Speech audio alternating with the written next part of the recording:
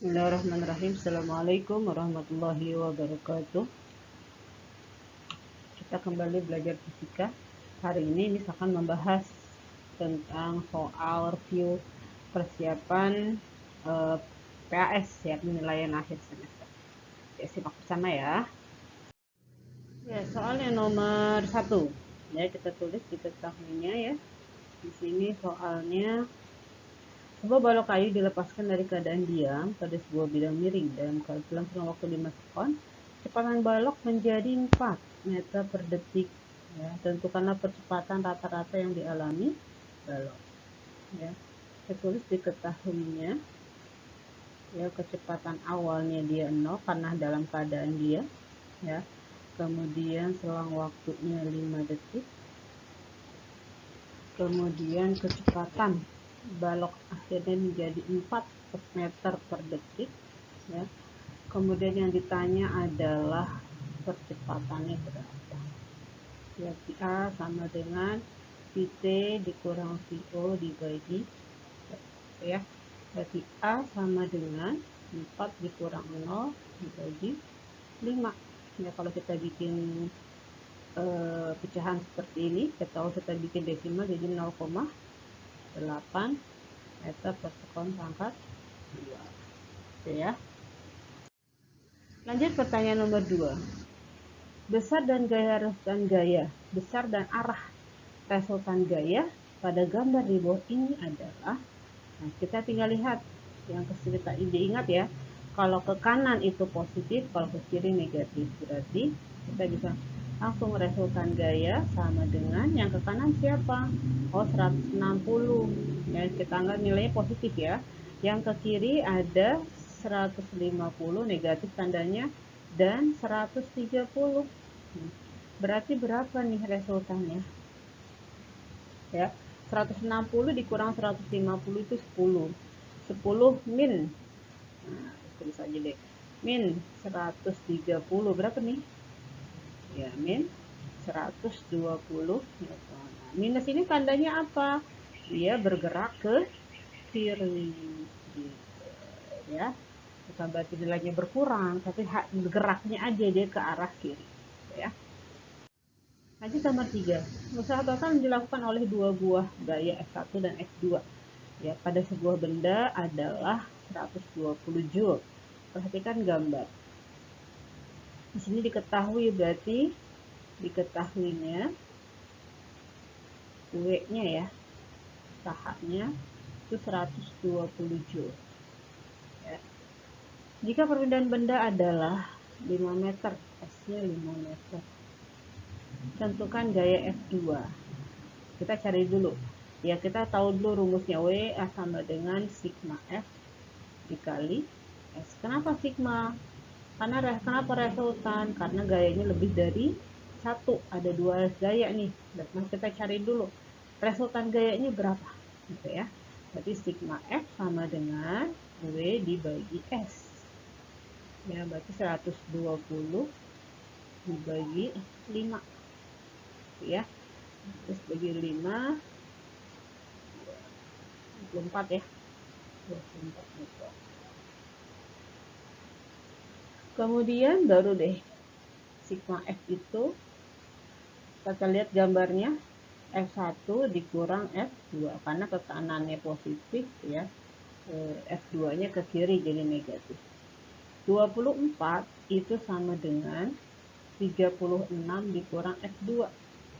Nah, berarti F2 nya kita pindah ke kiri sama dengan ya, tukeran dengan 24, berarti F2 nya jadi positif karena pindah ruas ya, 36, 24 itu jadi negatif karena pindah ruas ya. Berarti F2 nya sama dengan ya 12 Newton ya. Lanjut nomor 4. Sebuah balok berada pada bidang licin ditarik oleh gaya F sama dengan 40 Newton. Jika usaha yang dilakukan oleh gaya kepada balok adalah 180, membesar perpindahan. Berarti yang ditanya diketahuinya di sini aja ya.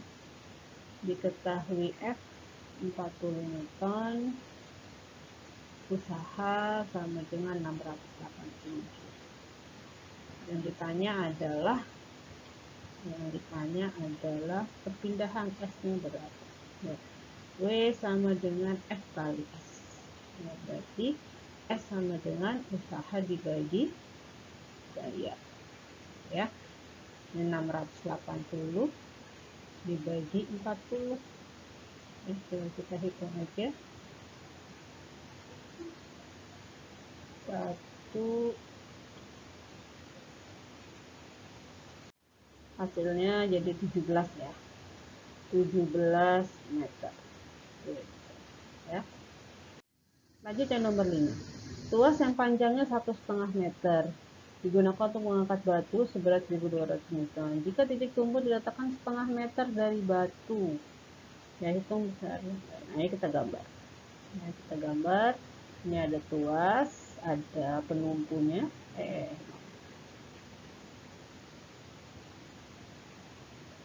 Saya bikin penumpunya.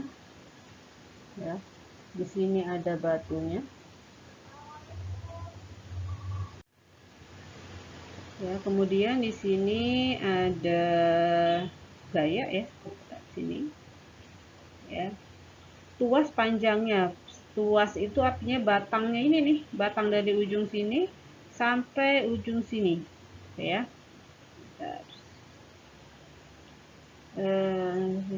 Kasih warna lain ya, coba. Jadi batang dari ujung sini sampai ujung sini ya. Itu 1,5 meter. Ya. Nah, sekarang jika ini berat ya, W-nya ya. Diketahui aja di sini, diketahuinya ya, W-nya itu 1.200 meter. Ya. Jika titik tumpu diletakkan setengah meter dari batu. Nah, dari sini ke sini itu jaraknya setengah meter. Berarti lengan apa nih? Lengan beban ya, karena dekat beban. Yes, dengan bebannya setengah meter.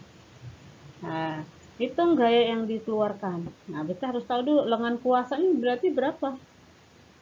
Ya, lengan kuasanya jadi berapa kalau batangnya 1,5, lengan bebannya 0,5, berarti lengan kuasanya tinggal kita kurangi aja kan. Ya, berarti dia 1 meter.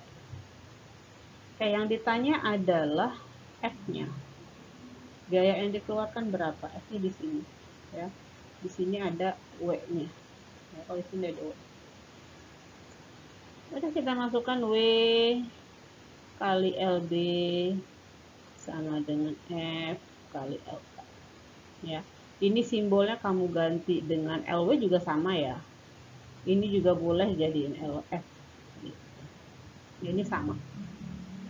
Dan kita masukkan angkanya 1.200 dikali LB-nya 0,5 sama dengan F dikali 1. Udah, berarti F-nya sama dengan 1.200 dikali setengah, 600 Newton. Ya. Lanjut nomor 6. Sebuah balok bermassa 300 kg dengan ukuran panjang 1,5 meter, lebar 1 meter, dan tinggi 0,5 meter. Tentukan tekanan pada dasar balok jika balok diletakkan di atas meja pada posisi seperti gambar. Ya, kita tahu rumus tekanan itu adalah P sama dengan F per A. Ya. Nah, dari gambar ini kita cari dulu A-nya. Ya.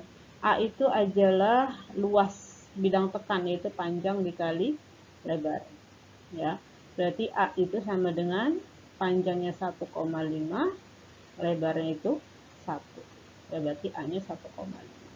Nah, kalau ditanya berarti berapa tekanannya? Kalau F-nya 3M, ya. Ini massa ya. Ini massa. Berarti kita cari F-nya dulu, ya. Kalau massanya 300 kg, ya, berarti F-nya sama dengan M kali G, ya. 300 dikali 10 sama dengan, ini F-nya sama dengan W ya, sama dengan 30.000. Nah, maaf, tulis di bawah aja. harus ganti sedikit, berarti F-nya sama dengan 3000 Newton ya. Ini spasi batas ya, 3000. Kita tinggal masukkan F per A ya, berarti 3000 dibagi 1,5 ya. 1,5 itu kan sama dengan berapa per berapa, 3 per 2 ya, berarti P sama dengan 3000 dikali 2 per 3. Kita sederhanakan, 300 bagi 3 itu 100, berarti tinggal 100 kali 2 sama dengan 200 Newton per meter pangkat 2 atau 200 Pascal ya. Kita lanjutkan pembahasan nomor 7 ya. Perhatikan gambar di bawah ini. Ini adalah gambar dari hukum Pascal ya. Luas penampang 1 adalah 5 cm ya, diketahui, kita tulis diketahui ya. A1 nya itu 5 cm persegi ya. A2 nya luas penampang 2 nya 50 cm persegi. Jika berat beban W, W nya itu sama dengan 1800 Newton ya. Yang ditanya adalah berapa F nya. Nah ya, kalau ada rumus seperti ini, ada yang diketahui seperti ini, berarti ini bisa kita anggap ini sebagai F1 ya, W ini sebagai F2 ya. Kita tahu rumusnya gimana, F1 per A1 sama dengan F2 per A2 ya. Ini F1 berarti yang ditanya ya, ini F1 nya yang ditanya, berarti F1 dibagi A1 nya 5 ya, sama dengan F2 nya itu sama dengan W 1800 ya. Boleh ditambahkan, diketahui di sini F2 ya, dibagi A2 nya 5 ya. Kita sederhanakan 0 nih ya. Setelah itu kita kali silang boleh ya, untuk mempermudah kamu menghitung.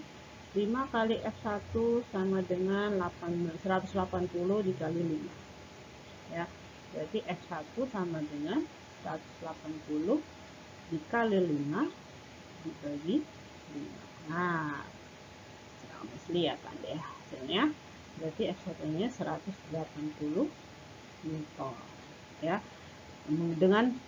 Dengan gaya 180 Newton bisa mengangkat beban seberat 1800 Newton ya. Lanjut nomor 8. Latihan gambar berikut. Untuk memperkirakan massa jenis suatu zat cair digunakan pipa berbentuk U. Nah, kalau ada U seperti ini ya, luas penampang pipanya sama kanan kiri ya. Ini berarti kita menggunakan rumus bejana berhubungan ya. Setelah zat cair dimasukkan pada pipa sebelah kanan, kondisi akhir seperti pada gambar berikut ini. Tentukan massa jenis zat cairnya. Oke. Ya. Di sini air dengan zat cair tertentu. Berarti kita tulis dulu diketahuinya. H air itu 5 cm. Ya. H zat cair itu 8 cm. Ya. Massa yang ditanya massa jenis zat cair. Oke, berarti kita tulis dulu massa jenis air berapa ya? Sudah masih ingat? 1000 kg per meter kubik gitu ya. Nah, berarti kita pakai rumus ini ya. Yang ditanya, maaf, saya tulis dulu yang ditanya adalah rho C nya. Nah, masih ingat ya, kalau bejana berhubungan kita pakai apa? Rho air, H air ya. Ini Z, ini Z. Apa saja deh C nih. Diganti dengan Z aja, zat cair ya. Nah, udah, berarti rho Z ya, dikali H Z, zat cair ya. Rho airnya 1000, H airnya 5 sama dengan rho Z-nya yang ditanya, ya, HZ-nya 8. Nah, ini nggak perlu ditulis lagi satuannya ya.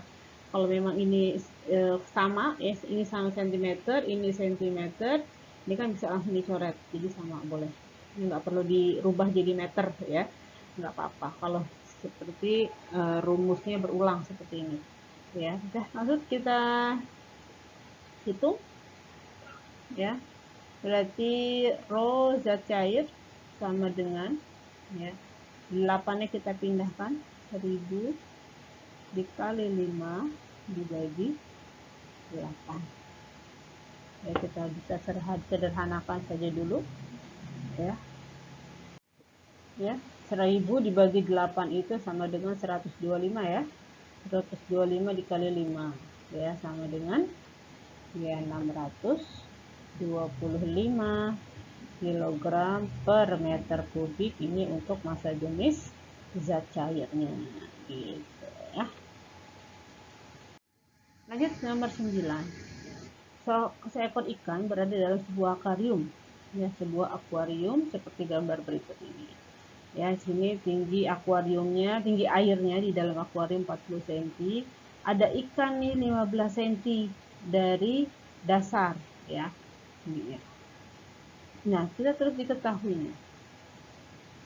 Berarti kita pakai rumus apa nih? Pakai statis ya. Massa jenis air atau raw air 1 gram per centimeter.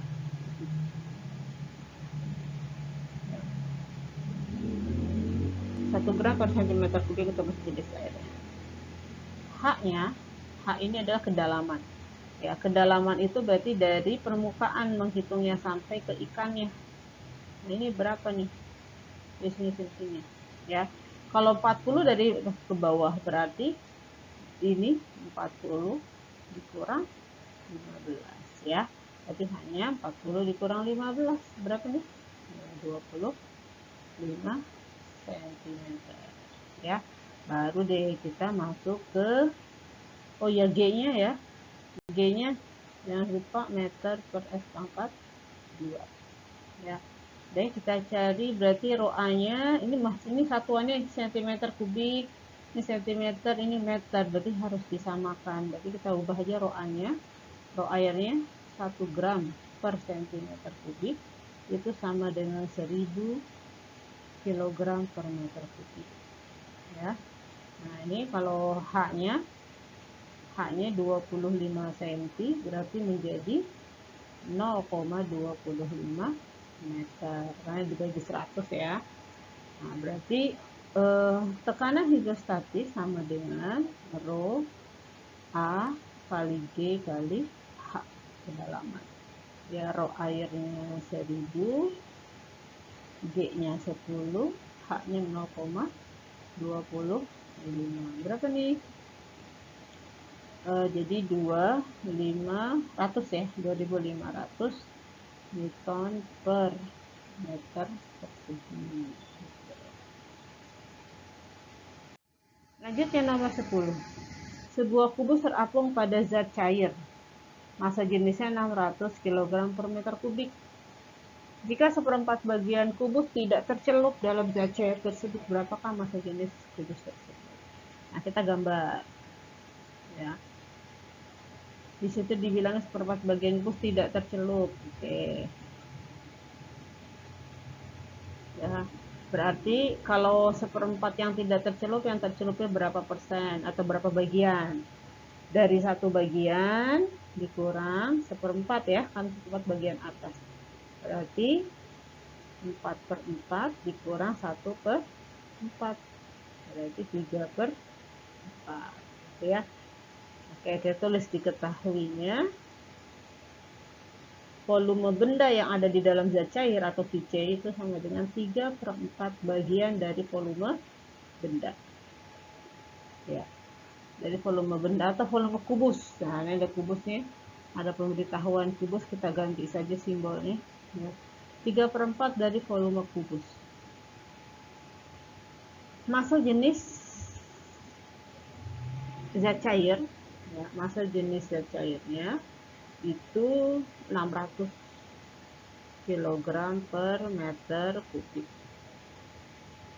Ya, tentukan berapakah massa jenis kubus. Berarti masih ingat gimana rumusnya? FA sama dengan berat benda, gitu ya. Ini rho cair, volume yang ada di dalam zat cair kali G. Ya, kalau ini M kali G bisa dirubah menjadi rho benda kali volume benda dikali gravitas. Gravitasinya boleh dihilangkan. Massa jenis zat cair yang 600, volume yang ada di dalam zat 3/4 dari volume kubus, ya, massa jenis kubus yang ditanya, dan volume kubus. Ya, ganti aja B-nya dengan kubus ya. Agak ganti aja dengan K.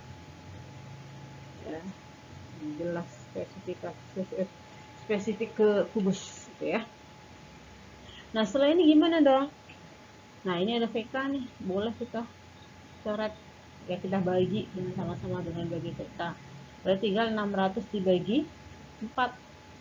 Ya, 600 bagi 4 berapa nih? 60 bagi 4 itu kan 15 ya.